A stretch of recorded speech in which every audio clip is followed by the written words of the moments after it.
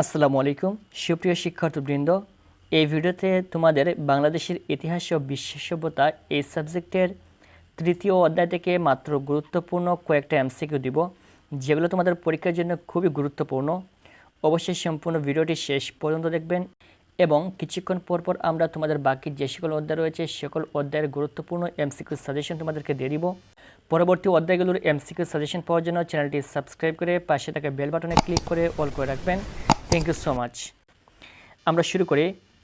1 নম্বর হচ্ছে ভক্তির শাসনকর্তা নিযুক্ত হতেন। সঠিক উত্তর হচ্ছে ঘ নাম্বার 1, 2, 3 সম্রাট নিজে, রাজকুমার এবং রাজ পরিবারের সদস্যগণ। 2 নম্বর হচ্ছে সেন রাজাদের অধিকার ও ক্ষমতার কোনো সীমা ছিল না, এটি কি প্রমাণ করে? সঠিক উত্তর হচ্ছে খ নাম্বার 1, 3 রাজা ছিলেন সর্বসেবা এবং তিনি শাসন, সমর ও বিচার বিভাগের প্রধান। 3 নম্বর হচ্ছে চন্দ্রবংশের সর্বশ্রেষ্ঠ শাসক কে ছিলেন? খ নাম্বার শ্রীচন্দ্র, তিনি ছিলেন চন্দ্রবংশের সর্বশ্রেষ্ঠ শাসক। 4 নম্বরটা দেখি। ভক্তিপতির সাথে নিচের কোনটি সাদৃশ্যপূর্ণ? এটা হচ্ছে খ নাম্বার উপরিক। বল্লাল সেনের শাসনকাল কোনটি? এটা হচ্ছে খ নাম্বার 1178 থেকে 1205 খ্রিস্টাব্দ পর্যন্ত। ত্রৈলোকচন্দ্রের উপাধি কী ছিল? মহারাজাধিরাজ। ধর্মপালের পুত্রের নাম কি? এটা হচ্ছে খ নাম্বার দেবপাল। 8 নম্বরটা আমরা দেখি। 8 নম্বরটা হচ্ছে গুপ্তযুগে সামন্ত রাজাগণ গুপ্ত সাম্রাজ্যের অধীনে ছিল না, এটি কি প্রমাণ করে? ক নাম্বার সামন্ত রাজাগণ প্রায় স্বাধীন ছিলেন। 9 নম্বর হচ্ছে পাল বংশের সর্বশেষ সফল শাসক কে ছিলেন? রামপাল। মহিপাল প্রতিহত করেন গঙ্গেয়দেবের আক্রমণ এবং রাজেন্দ্র চুলের আক্রমণ। 11 নম্বর হচ্ছে ত্রৈলোকচন্দ্রের উত্তরাধিকারী কে ছিলেন? গ নাম্বার সুবর্ণচন্দ্র।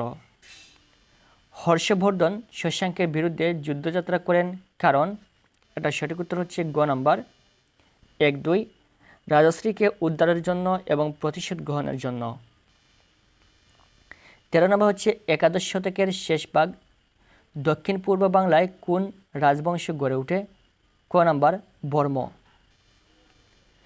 14 নম্বর হচ্ছে সুমা একটি উপন্যাস থেকে জানতে পারে যে ড নামক শাসনামলে ঘ অঞ্চলের বেশ কয়েকটি অংশে বিভক্ত ছিল।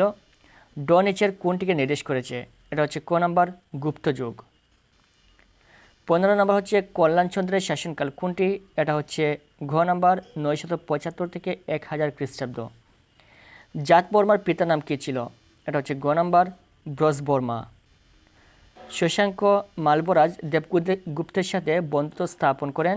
এটা হচ্ছে ক নাম্বার 1, 2 পুষ্যভূতিদের দমন করতে এবং মৌখরীদের দমন করতে। তারপর 18 নম্বরটা দেখি। 18 নম্বরটা হচ্ছে পাল যুগের কেন্দ্রীয় সরকারের শাসক বিভাগের সর্বোচ্চ ছিলেন কে? ক নাম্বার রাজা স্বয়ং। গোচন্দ্র, ধর্মদিত্য ও সমাচারদের শাসনকাল ছিল কোনটি? এটা হচ্ছে খ নাম্বার 525 থেকে 600 খ্রিস্টাব্দ। দ্বিতীয় মহিপালের কনিষ্ঠ ভ্রাতা রামপালের শাসনকাল কোনটি? খ নাম্বার 1082 থেকে 1124 খ্রিস্টাব্দ। ধর্মপালের শাসন প্রতিষ্ঠিত ছিল বাংলায়, এটা কোথায়? খ নাম্বার 1, 2 বাংলায় এবং বিহারব্যাপী। 22 নম্বর হচ্ছে ভক্তির প্রধান উপাধি কী ছিল? ক নাম্বার উপরিক। ধর্মপালের শাসনকাল কোনটি? এটা হচ্ছে খ নাম্বার 781 থেকে 821 খ্রিস্টাব্দ। 24 নম্বর হচ্ছে প্রাচ্যীয় জাতির রাজধানী কোথায় ছিল? খ নাম্বার পাঞ্জাব। আধুনিক গবেষকগণের মতে গোপালের শাসনকাল কোনটি? এটা হচ্ছে খ নাম্বার 756 থেকে 781 খ্রিস্টাব্দ। 26 নম্বর হচ্ছে কার মৃত্যুতে বাংলার ইতিহাসে এক দুর্যোগপূর্ণ অন্ধকারময় যুগের সূচনা হয়? গ নাম্বার শশাঙ্কের। কেন্দ্রীয় সরকারের শাসন বিভাগের সর্বোচ্চ ছিলেন রাজা। এখানে কোনটি সঠিক? 27 নম্বরটা হচ্ছে ঘ নাম্বার, তার মানে 1, 2, 3 এখানে সঠিক উত্তর হবে। ধর্মীয় ব্যাপারে তার হস্তক্ষেপ ছিল। সাম্রাজ্য পরিচালনার ক্ষেত্রে তিনি ছিলেন প্রধান। অর্থনৈতিক ক্ষেত্রেও হস্তক্ষেপ করতেন। এই তিনটাই। তারপর আমরা দেখি 28 নম্বরটা, ধর্মপালের প্রচেষ্টায় উন্নতি সাধিত হয়েছিল। এটা হচ্ছে ঘ নাম্বার 1, 2, 3। ধর্মের ক্ষেত্রে, শিক্ষায় এবং শিল্পে এই 3 দিকে কিন্তু উন্নতি সাধিত হচ্ছিল। 29 নম্বর হচ্ছে শশাঙ্কের মৃত্যুর সময়কাল হিসেবে নিচের কোনটি সমর্থনযোগ্য? ক নাম্বার 637 খ্রিস্টাব্দের কিছু আগে। গুপ্তযুগের পূর্বে প্রাচীন বাংলার ধারাবাহিক ইতিহাস জানা যায় না কেন?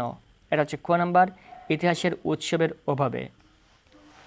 31 নম্বর হচ্ছে সেন রাজত্বের অবসান ঘটে কত শতকে? ঘ নাম্বার 13 শতকের প্রথম দশকে। ভারতে গুপ্ত সাম্রাজ্য প্রতিষ্ঠিত হয় কত খ্রিস্টাব্দে? খ নাম্বার 320 খ্রিস্টাব্দে। চন্দ্র রাজাদের শাসনের পতন ঘটে কীভাবে? এটা হচ্ছে গ নাম্বার 2 বৈদেশিক আক্রমণে। বিজয় সেনের প্রথম রাজধানী কোথায় ছিল? ক নাম্বার ত্রিবেণীর বিজয়পুরে। 35 নম্বর হচ্ছে কৌমতন্ত্র ভেঙে গিয়ে কোন অবস্থা গড়ে ওঠে? গ নাম্বার রাজতন্ত্র। 36 নম্বরটা দেখি, শশাঙ্ক মৃত্যুবরণ করেন খ নাম্বার 637 খ্রিস্টাব্দের কিছু আগে। দেবপাল আধিপত্য বিস্তার করতে সক্ষম হয়। এটা হচ্ছে ঘ নাম্বার 1, 2, 3 উড়িষ্যার উপর, কামরূপের উপর এবং বাংলার উপর। 38 নম্বর হচ্ছে দেবরাজাদের শাসনকাল কোনটি? খ নাম্বার প্রায় 740 থেকে 800 খ্রিস্টাব্দ। কারা দক্ষিণ পূর্ব বাংলার হরিকেল একটি স্বাধীন রাজ্যের উদ্ভব ঘটান? এটা হচ্ছে ক নাম্বার কান্তিদেবরা। তারপর আমরা দেখি 40 নম্বর, সুহেলের গ্রামটি 3টি গ্রামের মাঝখানে অবস্থিত। হঠাৎ তাদের গ্রামটি দখল নিয়ে পার্শ্ববর্তী 3টি গ্রামের যুদ্ধ হয়। সুহেলদের গ্রামের সাথে মিল রয়েছে নিম্নের কোন অঞ্চলের? এটা হচ্ছে ক নাম্বার উত্তর ভারতের। 41 নম্বর হচ্ছে পাল বংশের প্রতিষ্ঠাতা ছিলেন গোপাল। ঠিক তেমনই সেন বংশের প্রতিষ্ঠার ক্ষেত্রে নিচের কার নামটি গ্রহণযোগ্য? ঘ নাম্বার সামন্ত সেন। পাল বংশকে ধ্বংসের হাত থেকে রক্ষা করেন কে? ঘ নাম্বার মহিপাল। 43 নম্বর হচ্ছে বাংলাদেশের সেন রাজবংশের সূচনা হয় কোন শতকে? খ নাম্বার দ্বাদশ শতকে। আমরা দেখি 44 নম্বরটা কি রয়েছে, কোন বংশের প্রতিষ্ঠার মধ্য দিয়ে বাংলাদেশে নতুন যুগের সূচনা হয়? খ নাম্বার পাল। পাল বংশের প্রতিষ্ঠার মধ্য দিয়ে বাংলাদেশে নতুন যুগের সূচনা হয়। 45 নম্বর হচ্ছে গুপ্ত সম্রাটদের শাসনাধীন বড় বিভাগের নাম কী ছিল? ঘ নাম্বার ভুক্তি। মহিপালের পৌত্র ন্যায়পালের রাজত্বকাল কোনটি? এটা হচ্ছে ক নাম্বার 1040 থেকে 1052 খ্রিস্টাব্দ। 47 নম্বর হচ্ছে নারায়ণের একটি হিন্দু মন্দিরের জন্য করমুক্ত ভূমি দান করেন কে? ঘ নাম্বার ধর্মপাল। দেবরাজারা তাদের নামের সাথে বড় বড় উপাধি যুক্ত করতেন কেন? এটা হচ্ছে খ নাম্বার নিজেদের শক্তিশালী ভাবতেন তাই। 49 নম্বরটা আমরা দেখি, উত্তরবঙ্গের বরেন্দ্র অঞ্চলের সামন্তবর্গ কার সময়ের প্রকাশ্যে বিদ্রোহ ঘোষণা করেন? ঘ নাম্বার দ্বিতীয় মহিপালের সময়ে। মহিপালের মৃত্যুর পর তার সাম্রাজ্য আক্রমণ করে 1, 2, 3 কালচুরের রাজা, কর্ণাটের চালুক্য রাজা এবং উড়িষ্যা ও কামরূপের রাজা। সুপ্রিয় শিক্ষার্থীবৃন্দ, এই হচ্ছে এই পর্বের গুরুত্বপূর্ণ এমসিকিউগুলো। একটু পর আমরা বাকি সকল পর্বের এমসিকিউ ইনশাআল্লাহ তোমাদেরকে দিয়ে দিব। পরবর্তী সকল পর্বের এমসিকিউ পাওয়ার জন্য অবশ্যই চ্যানেলটি সাবস্ক্রাইব করে রাখবেন। Thank you so much.